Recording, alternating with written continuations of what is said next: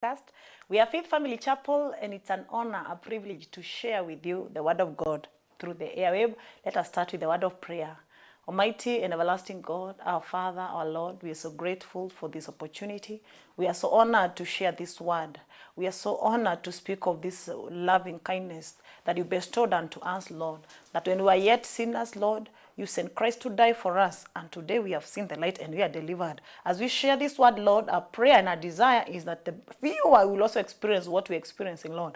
But my prayer is that as I share this word, Lord, the goodness that you bestowed upon those that have known you, Lord, may it also be upon them, Lord, as they respond to this call of your goodness and love. We thank you, we honor you, Lord. Be with us, Holy Spirit, inspire us and give us the words, and also give us hearing ears and give us understanding. In the mighty name of Jesus Christ, we do pray and believe.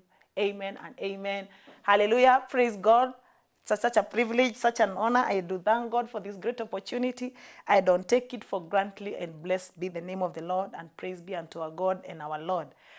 Today we want to talk about God carrying us. The whole world is in a situation that we need help. We need help. And at times, the very help that we need is peace. And the very help that we need is something that is inner. The deeper man needs some help. And the help will come from God. So today our topic is God will carry you. And indeed, hallelujah, he has promised he will carry us. He will bear us on his shoulders. And indeed, which is the better place that one can be other than being carried by God? So welcome as we go through this, and the Lord carries us, and we can smile no matter what is happening around us. No matter what we are facing, we are carried by the Most High God. What a privilege, what an honor. Welcome, viewer. Isaiah 46 will be the main scripture of the day, and the Holy Spirit giving us understanding. We thank God. Isaiah 46 verse 1 says, Bel boweth down, Nebo stoopeth. Their idols were upon the beasts and upon the cattle. Your carriages were heavy loaden. They are a burden to the weary beast. Praise God. It is a very interesting scripture that Bel and the Nebo were the idols. At the time of Isaiah, these idols were carried upon beasts. They were carried upon the cattle. There were Israelites who had turned away from God. And when they turned away from God, they went to worshipping idols. And the word of God through Isaiah says that Bel has stooped down, Bel bowed down, is bowing, and Nebo is stooping. These idols had been taken to captivity. Verse 2 says, they stoop, they bow down together. They could not deliver the burden, but themselves are gone into captivity.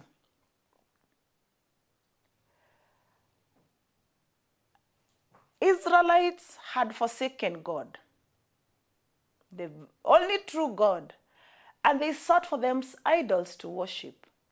They wanted a God whom they could see. They wanted a God whom they could relate with physically, and that's why they looked for idols. And they wanted also to be like other nations, comparing themselves with other nations that are worshiping idols, and due to the idol worship, they look that they are strong, they look like they are making it, and the Israelites admired them, and so went into idolatry. So when they are taken into captivity, the word of God says that their beasts were weary, because these idols cannot carry themselves. These idols have to be carried by beasts. So these people are using their very own cows to carry their gods. And because the beasts are also tired, they are burdened, instead of their God, in quotes, carrying them, beasts are the ones that are being burdened to carry their gods or their idols. And God is telling them, look, your beasts are so weary. I don't know how big the idols were. I don't know how big they were.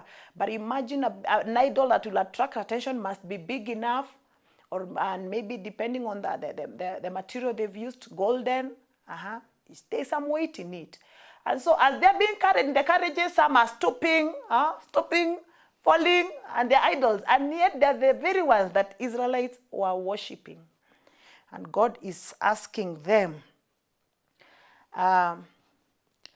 In verse 6, he says, they lavish gold out of the bag, and weigh silver in the balance, and hire a goldsmith, and he maketh it a god. They fall down, yea, they worship.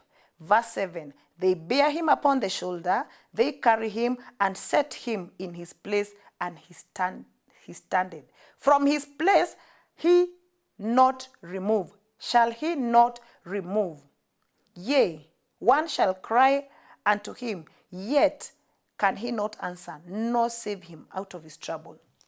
God is telling the Israelites that you have money, you have silver, you have gold, and with your money, with your silver, with your gold, you have hired a blacksmith. And hiring this blacksmith has made for you an image of gold. And this image of gold, you are the one carrying. This image of God, you are the one carrying it. And as you carry it, you have to go and position it depending on where you want to be, in the altar, if it's in the temple, if it's in a house, there's somewhere where that God will be placed. And so you carry your God in quotes, small g, and go place it that place. And in that place, this God will never be moved. This idol will never be moved. Put in that place. And then when you pray, he's saying that one shall cry unto him, yet he cannot answer, nor save him out of his trouble. So these are people who had fallen and now are seeking idols, and God is telling them that idol will not answer you. That idol will not help you. The idol will not help you. The idol is not your answer. You have put it in that position. All that you do is to cry out, thinking that the help is coming from that idol. Listen to the word of the Lord today, that the remnants, God is speaking to the remnants in the same book of Isaiah. He says, remembering the former things of old, for I am God and there is none else. I am God and there is none like him. Declaring the end from the beginning, and from ancient times the things that are not yet done, saying, my counsel shall stand, and I will do all my pleasure. God is saying that he is God and there is none other. And he's saying that he will do his pleasure. Right now, even in our country, Kenya, the Lord himself will do his pleasure. And how I pray that the pleasure of the Lord will not be due to iniquity, will not be due to the sin of the nation, but the pleasure of the Lord will be according to how we have cried unto the Lord and telling the Lord to help us, to rescue us, because he's God and he's faithful. Idols will not help. The idols that are carried, they are positioned in a particular place. They will never help. But our God is the one now saying, he is promising that I will carry you. I will carry you. Hallelujah. Verse 4 of Isaiah 46, he's saying, even to your old age, I am he. Right now, hearing the word, you could be described as young. And God is saying, even when you grow old, I will not change. I am he. Hallelujah. Even in old age, I am he and I will not change. That is a promise of God, that he will not change. So he told the Israelites, whatever you do, you try to do it, God is not going to change. Instead, it is you who will know who God is. And he says, and even to hairs will I carry you. I have made and I will bear, and even I will carry and I will deliver you. We have started with bell stooping, bell bowing, and nebo stooping. Bell bowing, nebo stooping. So they are all falling. They cannot help. They are idols. And God is saying that now you, my remnants, they are those that are remnants. God is speaking to the remnant. He's saying, hey, you're young right now. There's still a lot that you learn later. But even as you learn, even as you grow old, it is me who will carry you. Them that have idols are carrying their idols. Them that have idols are bearing the burden of even moving the idol from one place to another. And God is now saying, it is now me God will carry you. Even unto old age, he has promised to carry us. Hallelujah. Praise the Lord. I will bear and will deliver you. Praise the Lord. In captivity, remember when in captivity is not one choice. One can be in captivity because of the situation around them, the family they are in, the country they are in, the village they are in. If the whole village, people come and take the entire village captivity, one will go to captivity despite whether they have done wrong or not done wrong. So captivity will be because of the situation you are in, the times you are in, or even because you participated in that which is causing people to go to captivity. Whichever, God is saying that now you return unto me and then I will carry you. I will carry you. Instead of those that are carrying their idols, instead of those that are trusting their idols, you just relax and I will carry you. You know, I imagine being carried, you just relax. You're being moved from one place to another. Yes, you're being taken care of. So it's a relaxation place. And God himself is the one who will carry us. Isaiah 63, according to the book of Isaiah 63 and verse 7. Isaiah 63 verse 7 states, I will mention the loving kindness of the Lord and the praises of the Lord according to all that the Lord has bestowed on us, and the great goodness towards the house of Israel, which he has bestowed unto them, according to his mercies, according to the multitude of his loving kindness. I pray that this shall be the same for us and for even our nation at this particular time. That the Lord mentioning the loving kindness toward our land, that the Lord carrying us is his loving kindness that causes him to carry us. It is according to his mercies and loving kindness. If the Lord wants to bear us and carry us, he will not carry us because of the dirt that is in us. The dirt that is in us, the corruption that is in us, would cause the Lord not even want to come near us. But thank God because of the blood of Jesus Christ that washes us and purifies us. And now this word of Isaiah can be applied, and we can sing the words in our situation now and say, Lord, according to your loving kindness, Lord, according to your tender mercies, when we deserve death, the Lord redeems us and gives us life. When we deserve to be in prison, the Lord redeems us and sets us free. When we are taken captive, he sets us free because of his loving kindness. So Isaiah says, according to your mercies and loving kindness, today, our being set free, our enjoying the life that we are enjoying is because of the loving kindness of the Lord.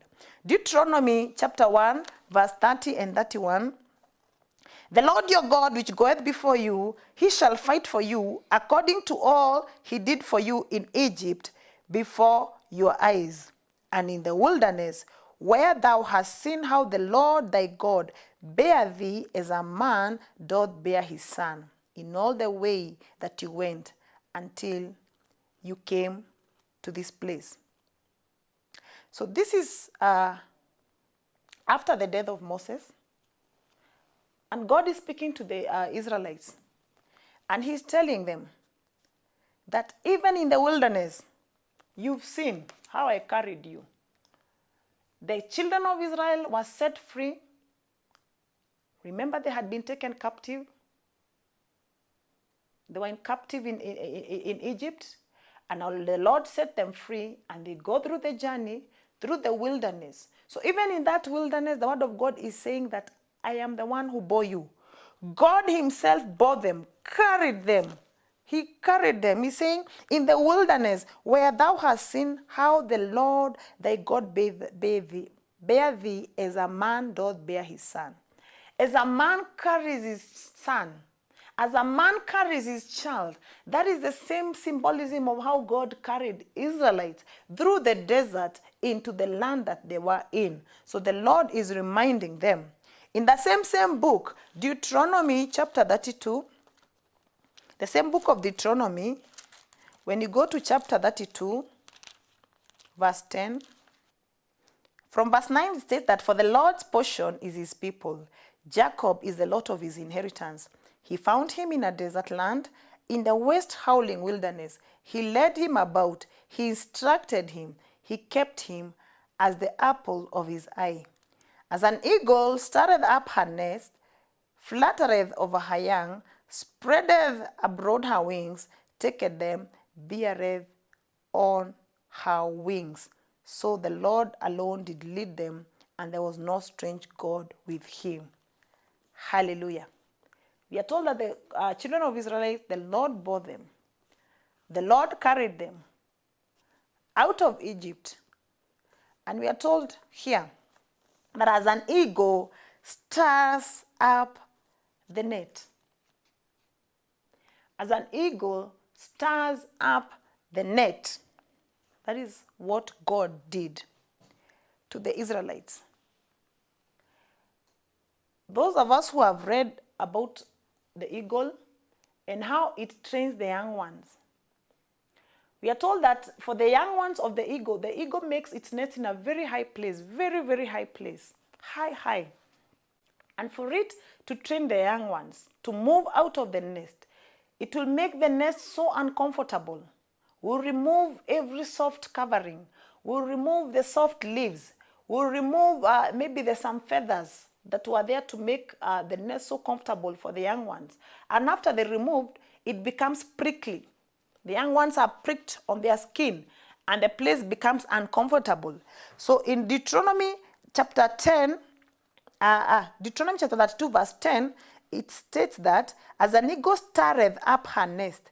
So there is a stirring up of the nest and causing the little ones to come out or somehow to fall off the nest. Yeah. So what happens after they fall off? Stirring, so removing the soft feathers, the soft leaves, and then the young ones are pricked. It becomes so uncomfortable. It becomes so uncomfortable for the eaglets. And then the eagle is stirring. There is a stir. There is like a commotion in the nest. The main purpose of this commotion is a commotion that people may move out of their comfort zone.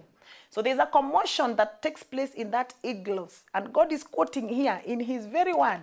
He's saying the eagle itself is the one that will stir. After it stirs, the young ones fall. And as they fall, because it's of a very high height, some will spread their wings and learn how to fly and start flying. Some maybe will be uncomfortable. And what it does, for that which is unable to fly, the eagle will allow the eaglet to fall. When they're almost near the ground and is not able to open the flap, their wings and fly, the eagle will come underneath and will carry the eaglet back to the nest. And the process again. So there's a training and training and training. So this message that God will carry you is not only a message just for comfort, but a message of telling you the stirring that is taking place. The stirring that is taking place in the nest is of God, and God allows it that he may show forth who he is in you by carrying you forth. And God will carry you until to a moment that you can fly. Because when you fly, then you're not worried of that nest that was uncomfortable. So there's a maturation, there's a use of what we are given to fly. So if we use that in our real situation, we'll look at any one time you are in a comfort place because of the things that surrounds you, the people that feed you, the people that you rely on. There had been a comfort, and now the Lord has stirred the nest for your goodness. Because instead of sitting there and complaining how uncomfortable the nest is, instead of sitting there and complaining and making noise, and when one is falling and falling, it is a time to ask to be trained on how to spread the wings. Because the eaglets, once the eaglets spread the wings and start exercising those little wings, they start getting strength. In case they do not have enough strength, the mother eagle will go under and still bear. So in this time where the difficulty you're going through, you're still training and believing that God is there and will bear you up. He will not allow you to hit the ground. So it is with faith that you go through a situation. If you use this word, you go through a situation in faith that God indeed is going to carry you through. That God indeed is allowing this situation so that you come out of your comfort zone. Comfort zone is in many, many ways. Comfort zone could be financial. Comfort zone could be spiritual. Comfort of any area of your life. A time one comes and fills a comfort zone.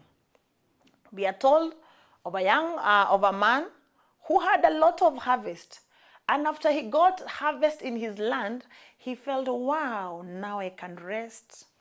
I've had a very good harvest, and for years, all I need to do is to expand my granaries, to expand my stores, and after that, I just sit and make merry.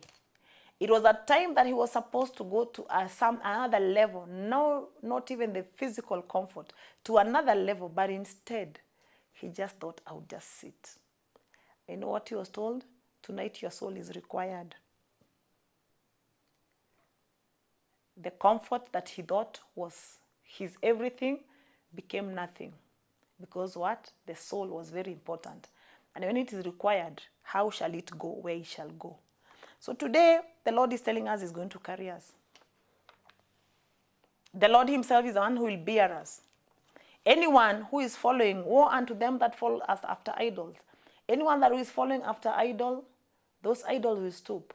Those idols became the very burdens for the Israelites on their cows, on their beasts that carry them, their donkeys, or whatever animals they used to carry. They became a burden. When we forsake the Lord and follow after other gods, when you follow after other idols, not other idols, when we fall after idols, they become a burden. Even as a nation, if we follow after idols, anything else beside God, they become a burden unto the people. And the people will be weary, the idols are stooping, and the idols will never save anyone. Hear what the Lord is saying, that the remnants, are you a remnant? Are you the one that is choosing to be different? Are you the one who's choosing to be the one who God is going to bear? Let the Lord bear you. The Lord is saying, I will carry you as a father carries a child. In times of trouble, depend on the Lord. The word of God tells us to not lean in our own understanding. Trust in the Lord with all your heart and lean not in your own understanding. When you are faced with a difficulty, many people will first run to look for solution their own way. But when faced in a difficult situation, the first solution would be, God, what would you want me to do in this situation? Where would you want me to go? How would you want me to do it? And I believe the Lord has counsel. He gives us counsel through His word. He gives us counsel through people who are who hear Him also, and we can get counsel from them. We can also get counsel within us by the Holy Spirit, by the word of the Lord. So let the first place of seeking your help be the Lord. Blessed is the man who trusts in the Lord. We are told in the book of Psalm that blessed is a man. Are you that blessed man? Psalms chapter 1. Who walketh not in the counsel of the ungodly. Blessed is the man who walketh not in the counsel of the ungodly. The Lord has promised that He will be us. The Lord has promised that He will carry us. In the process, we may find situations that we are not clear on. Whose counsel are we following? Blessed is the man who does not walk in the counsel of the ungodly. Are you a blessed man?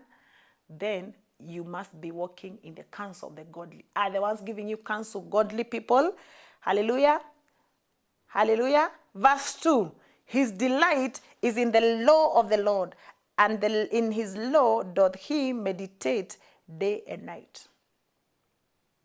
This man who is blessed, this man who walks in the counsel of those that are godly, he meditates on the law of the Lord. There are so many laws, there are so many reasonings. Even right now in our nation, everyone wants to say, I am the right one, I'm the right one. Very many people having their own dimension. But what are you meditating on? What is this that is driving your mind day and night? When you're waking up, in your sleep, what is it that you're meditating? The blessed man meditates on the law of the Lord. The blessed man sees the situation through the eyes of God. What God sees. So the first thing is to seek, what are you saying, God, concerning this nation? What are you saying, God, concerning my life? What are you saying concerning this situation? And we see things through His word. Then you're a blessed man, because you meditate on His word day and night. As you meditate, He speaks unto us. Hallelujah.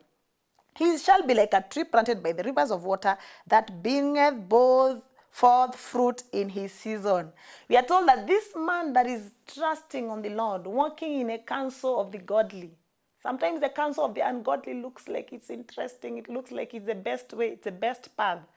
And naturally, it will look the very natural way to do things. But God is saying, that one, don't go that way. Seek the counsel of the Lord.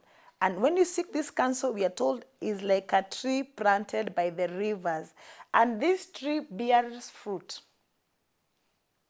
Hallelujah. We can only know a man through the fruit that he bears. We can only know a man through the fruit that he bears. So the fruit that a man bears is not a one-time thing. A fruit is not born in one day. A fruit is born over time. So there is a consistency in this man that you can say that this man has this fruit. Even an example of patience. A man being patient in one day does not make him a patient man. There must be a consistent pattern of patience that now you can say this man has the fruit of patience. So be wary that someone can turn in a day pretending to be that which you're looking for in that particular time, but you miss it, is a fruit. So our work, as the word is saying, that godly, those that are godly, meditating on the word of God, bears fruit in its season. When we bear the fruit will show who we are. Where does it start from? Counsel of the godly. So we are not following idols. We are not following those idol gods that bear burdens, that makes life unbearable even to the animals. Even our own animals, the ones that you're taking care of in your compound, they will bear the burden of idol worship. Let us turn to God as individuals, as nations, as communities, and put down those idols. Religious idols, cultural idols, anything that does not align with the holy God, the true God, creator of heaven and earth, who sent his son Jesus Christ to die for us, is an idol. And anything that you consider being the one that runs your life beside God Almighty, creator, your own creator, is an idol. Anything that drives your life, your driving force, that when you sleep, that you wake up, that you think about it day and night, it moves you, it controls you, is an idol. Today, will we put down those idols? Will we turn back to God? That Lord be our driving force. Lord be the one to guide us. Lord, as he's saying, the Lord will carry us. He be the one to bear us on his wings. Then we are not afraid of what tomorrow will bring. Because the one who owns tomorrow is the one who is holding us. He will bear us in his wings. In his loving kindness, he will take care of us. So today, would you make that decision to start the journey of being one of God? That he bears you, that he carries you in not at all times, at all seasons. And even your beast will not have to bear the burdens of idols. The people around you will not have to bear. Because once you get set free, you start talking to them and they'll also be set free. So if you are and you desire the freedom that comes and the joy of being carried by God, hallelujah. If a human being carries you and you feel nice, what about the being carried by God? It's beyond physical comfort. A spiritual niceness, if I can say such a thing. It is so nice beyond niceness, just being carried by God. What a wonderful life we would have if all of us would agree to be carried by God. If all of us would agree that, Lord, bear us. Bear us. He said he'll cover you with his feathers. So he bears us, covers us. What a comfortable situation. Remember, this happens in the spirit realm, in the inner man, and outside it also manifests the joy of the Lord. Would you make this decision to return unto the Lord? You've been walking away, following idols. And some were even the shepherd that God is talking to in the book of Isaiah and saying, my shepherd are not doing what I've called them to be. Would you want to return unto the Lord? If you want to return unto the Lord, cry unto you. Cry unto the Lord and he will save you. Kindly, we can pray together. You can pray this prayer after me in faith, not just repeating empty words, but in faith, and indeed make a journey towards the Lord. Say, Father, in the name of Jesus, today I desire that you bear me. You bear me in your wings, and I desire your loving kindness and your mercies to be upon me. I ask that you forgive me my sin, wash me with the blood of Jesus Christ, I repent of every wrong undoing. I repent of every idol worship. I come to you. Be a me, Lord. Carry me, Lord. Carry me through this journey. And may I have eternal life in Christ Jesus. In Jesus' name, I pray. Amen and amen. So if you have said that prayer, hallelujah, by faith, you need to get yourself into a company of people. You cannot grow when you're alone. So you need a company, so you need a church. I'll ask you to visit the church that is nearby and ask the Lord to guide you and lead you into the church you shall go. If you're near Meru, we welcome you to Faith Family Chapel. We are at Meru, Maua Junction, at the Royal Junction. Please, you're very, very much welcome. Our services start at 10 a.m. and be blessed even as you purpose. Do not fail to go to church. Gather together with other saints and get strong and grow in the knowledge and the wisdom of God. Hallelujah. Praise God. Till next Saturday, you're blessed and have a blessed weekend.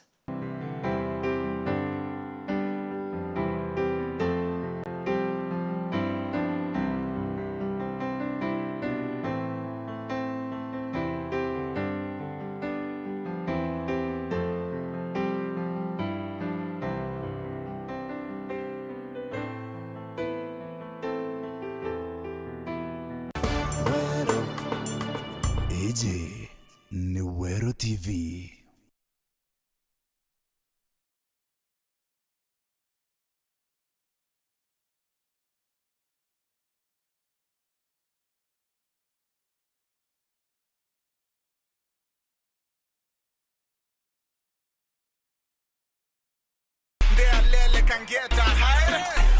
I'm hapo.